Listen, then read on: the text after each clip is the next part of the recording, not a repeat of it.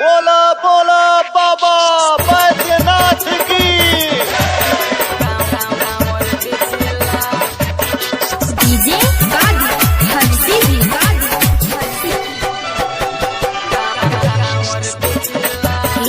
Digital recording studio Turkaulia. दीदी के भागे बड़ा चाहिए ये भौजी, सुनील जीजा जी रहेले सऊदी।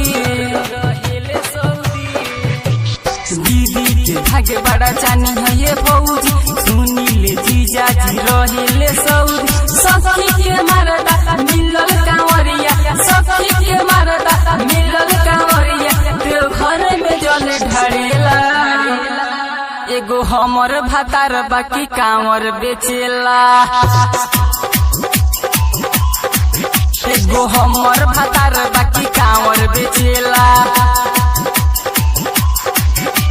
दीदी के भागे बड़ा चानी है ये भौजी,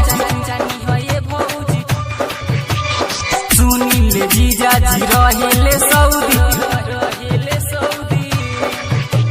दीदी के भागे बड़ा चानी है ये भौजी, सुनील जीजा जी रहेले सऊदी। सखी के मरदा मिलल कांवरिया, सखी के मरदा मिलल कांवरिया, देवघर में जले ढारेला।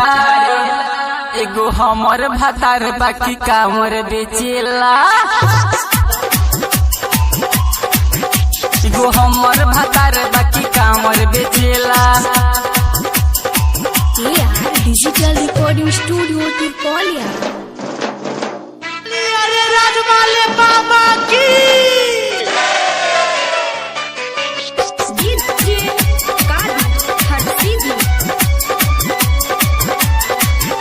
कमरिया सन के उतर लगावे जमेल रे, हमर भातार मिल सखी नंबर 1 रे। कमरिया सन के उतर लगावे जमेल रे, हमर भातार मिल सखी नंबर 1 रे। मानेला नाही हमर बात रे, जो बेचे चलल जाला कांवर रे। सखी के मरदा मिलल कांवरिया, सखी के मरदा मिलल कांवरिया, देवघर में जले ढारेला।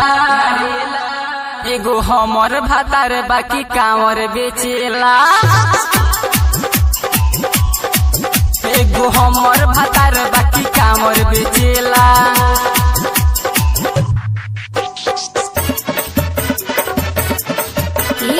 Digital recording studio Turkauliya. DJ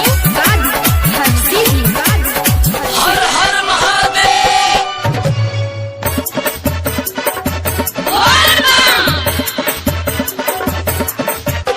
Deoghar जाएला मिले ना मौका, कहेला रहना तो चल जुरे तू।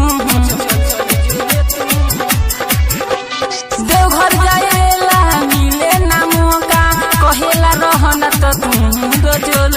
अनिल अकेला होके कैसे समझाई, अनिल अकेला संगे देवघर जाए,